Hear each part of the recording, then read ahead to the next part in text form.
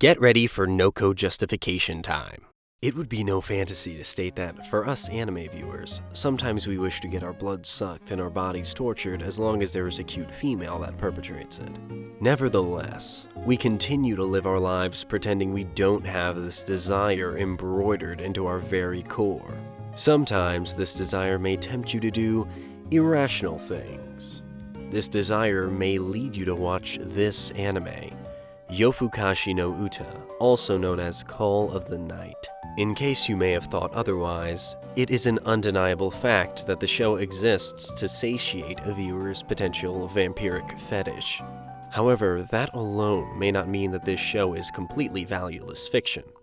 There could be something here, something more beyond its initial objectification. Alternatively, however, there could be nothing remarkable at all. Anyways, let's find out, shall we? In episode 1 of Noko's Valueless Fiction.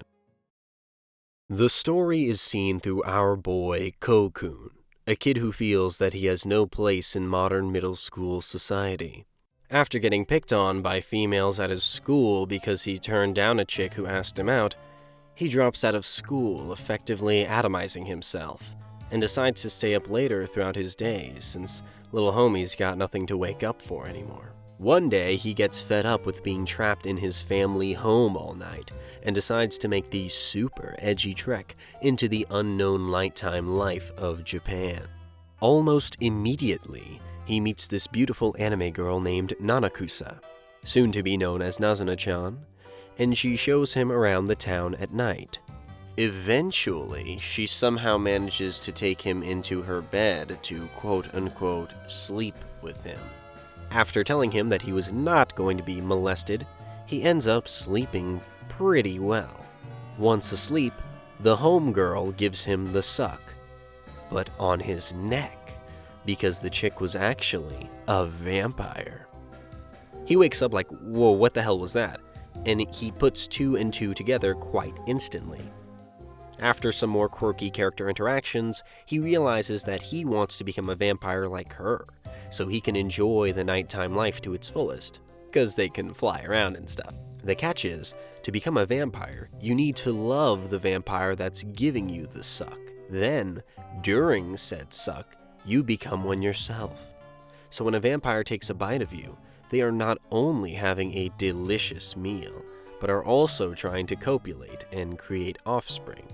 Therefore, he makes it his quest to now fall in love with this unsavory vampire, which may prove difficult because his lack of being able to catch romantic feelings robbed him from an ideal middle school life.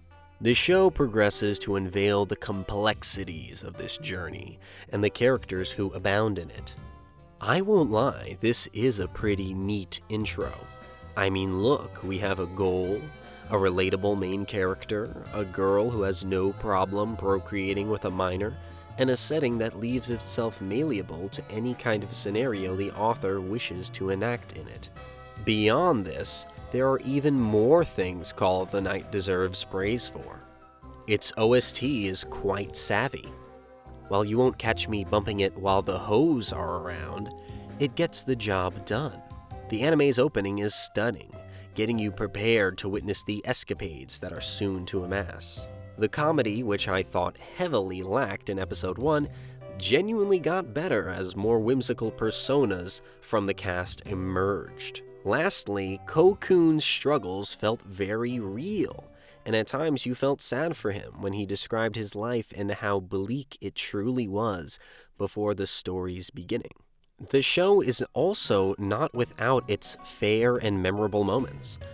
My favorite scene in the entire show, which isn't spoilers by the way, is when Ko-kun stops this chick from going to her toxic workplace at such a late hour, mainly because it demonstrated something rather unconventional to do in the Japanese harmony-driven society, and showed that it is not always a bad thing to go against societal norms, even if it makes you feel awkward or strange. This is the kind of central idea this show is intellectually trying to convey, if I'm giving it the benefit of the doubt in that regard. Most romance anime tend to be pretty mid. Luckily for us though, Call of the Night is not one of them. Considering the fact that we both have a vampire fetish, I give the show a 10.8 out of 10. Let me know what you guys think about it, and drop a comment down below saying which anime vampire you would copulate with, if given the chance. Noko out. Hold it!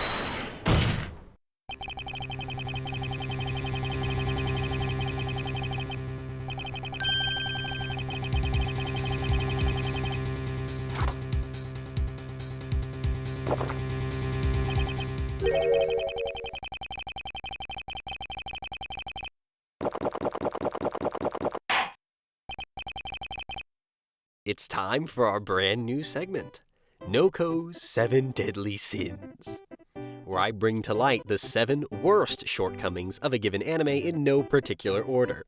Each sin will subtract from my current rating. Let's begin. Sin number 1, lack of realism.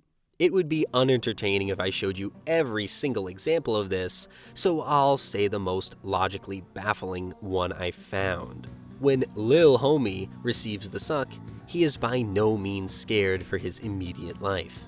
I would imagine that even an insane or suicidal person would at least be marginally afraid if there was a literal vampire in front of them. Now, you may say that this is to add to the comedic element, but you won't see me laughing on God. And it is not just the main boy. Others aren't intimidated either, even after she proved it wasn't just some mentally ill live-action roleplay. Sin number 2, lack of impact.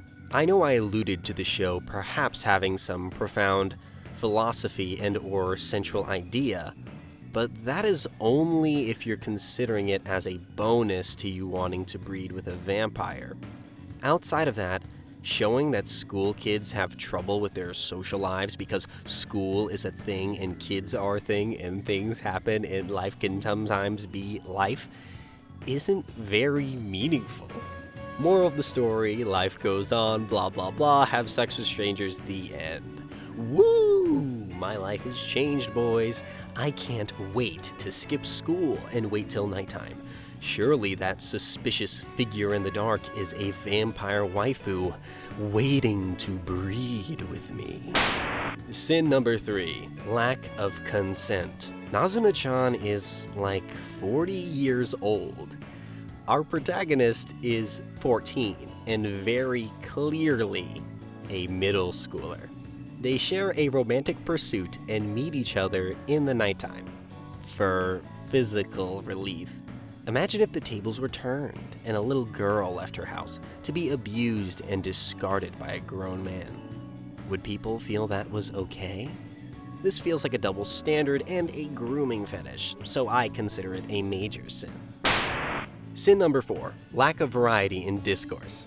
This is a minor sin, but the majority of dialogue in the show takes place in a one-on-one style conversation, with very few group ones ever being present. And almost always, the main character is present within such groups. Also, most of these conversations take place at a random park or a coffee place.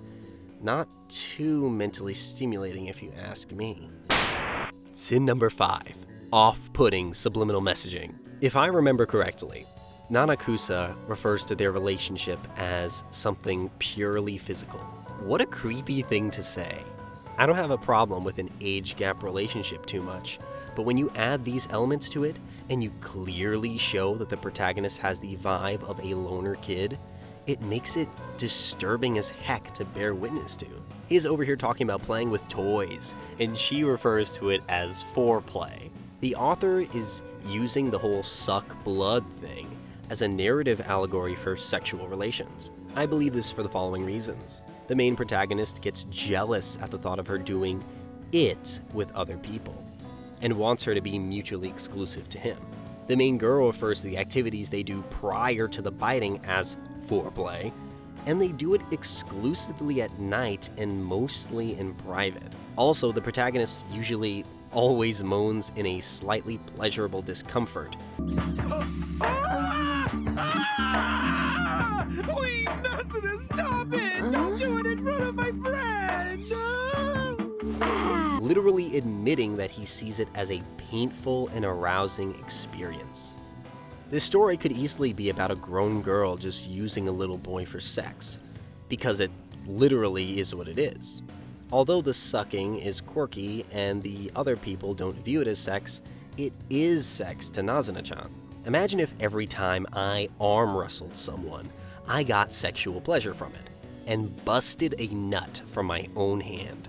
Arm wrestling wouldn't be this show of strength or whatever, but instead a way of getting a release. Therefore, if I wanted others to arm wrestle me, it would be to me as if we were engaging in sexual actions, regardless of how others perceive it. Pretty creepy, right? Sin number 6. Yummy blood goes yum. Why does Kokun's blood taste so good? Is it a reference to the theory surrounding the Democratic Party of the United States and how they love drinking the blood of children?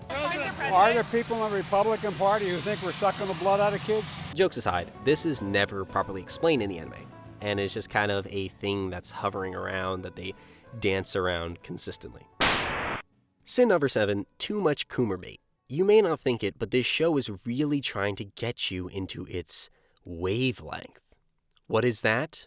Here's an example. This lucky bastard. If only I got to be loved and embraced by her. Now, I understand this is like a nitpick, and it's considered a just thing of commonplace in anime, but like, when it breaks immersion of a scene, or when it just feels so out of place and unnecessary, I consider it too much GROOMER bait. To each their own, but also no. You know what I mean? Overall, my sin inclusive rating is a 5.681 out of 10. If you don't have an issue with any of these sins, you can disregard this rating and go with the first one I put. While Call of the Night is not a garbage show, since this rating is actually quite good for this channel, I am left with a bad taste in my mouth due to the poorly implemented realism and creepy undertones that honestly feel tone deaf when combined with such a comedic and erogenous overtone. The initial central idea of the story that the author was trying to convey was pretty cool. However, that was not for long, since the "just be who you want to be" message was overshadowed by the "grooming is okay if a hot girl is doing it" message. I give it an above average rating because there were a few more scenes I enjoyed than I disliked. If I were to describe it, it would be like eating egg rolls at a Mexican restaurant. Not unwelcome, but pretty peculiar. Oh, and while you're doing that, you're on a date with an underage child. Noko out. I'm not some idiot who can't find ways to play and have fun just because I don't have any friends!